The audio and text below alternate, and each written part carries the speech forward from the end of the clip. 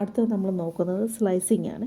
Slicing എന്ന് പറഞ്ഞാൽ data ഫ്രെയിമിൻ്റെ റോയുടെ സ്റ്റാർട്ടും റോയുടെ എൻഡും പറയുക, അല്ലെങ്കിൽ കോളത്തിൻ്റെ സ്റ്റാർട്ട് കോളത്തിൻ്റെ എൻഡ് പറയുന്നു.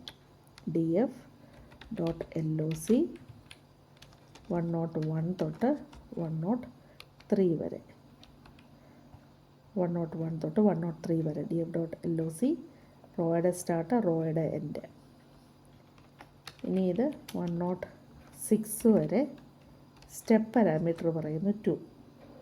അപ്പോൾ ഓരോന്ന് വീതം സ്കിപ്പ് ചെയ്തായിരിക്കും. 101 കാണിക്കും, അത് കഴിഞ്ഞ് 2 കാണിക്കത്തില്ല, 103, അത് കഴിഞ്ഞ് 105, അങ്ങനെ ഓരോന്ന് വീതം സ്റ്റെപ്പ് ചെയ്തായിരിക്കും കാണിക്കുന്നത്. ഇതാണ് സ്ലൈസിങ്. റോയെ സ്ലൈസ് ചെയ്യണമെങ്കിൽ ഇങ്ങനെയാണ് നമ്മൾ ചെയ്യുന്നത്. ഇനി നമുക്ക് വേണ്ടിയത് ഈ 101 തൊട്ട് 106 വരെയുള്ളവരുടെ നെയിമും ഏജും മാത്രം മതിയെങ്കിൽ. റോയുടെ സ്ലൈസ് പറഞ്ഞു. ഇനി ഏതൊക്കെ കോളംസ് ആണെന്ന്, നെയിം കോമ ഏജ്.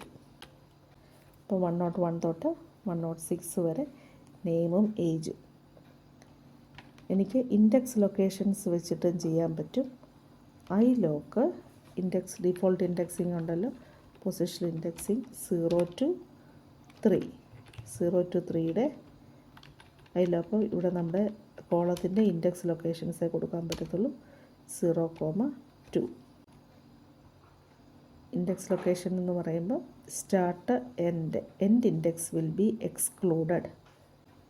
0, 1, 2, 3 എന്ന് പറയുന്ന റോബിനാണ്, പക്ഷെ റോബിൻ വരത്തില്ല.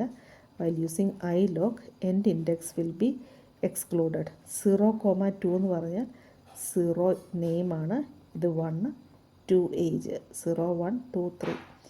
ലോക്ക് എന്ന് പറഞ്ഞാൽ നമുക്കിവിടെ പൊസിഷൻ ഇൻഡെക്സ് വേണം, സ്ക്വയർ ബ്രാക്കറ്റിൽ പൊസിഷൻ ഇൻഡെക്സ് വേണം കൊടുക്കാൻ. ലോക്ക് കൊടുത്തിട്ട് ഒരെണ്ണം പൊസിഷനിലും ഒരെണ്ണം ലേബിളിലും കൊടുത്താൽ എററാണ്. ലോക്ക് എന്ന് കൊടുത്താൽ രണ്ടും പൊസിഷൻ ഇൻഡെക്സിങ് ആയിരിക്കണം. അതുപോലെ ലോക്ക് കൊടുത്തു കഴിഞ്ഞാൽ രണ്ടും ലേബിൾഡ് ഇൻഡെക്സിങ് വേണം നമ്മൾ കൊടുക്കാനായിട്ട്. ഇങ്ങനെ നമുക്ക് ചെയ്യാം. പൊസിഷൻ ഇൻഡെക്സ് വെച്ചിട്ട് ലോക്ക് ഒന്നും ഉപയോഗിക്കാതെ പൊസിഷൻ ഇൻഡെക്സ് വെച്ചിട്ട് ആക്സസ് ചെയ്യാനായിട്ട് പറ്റും. df of 0 to 2, അപ്പോൾ 0യും 1ഉം റോസ് മാത്രം കാണിക്കും.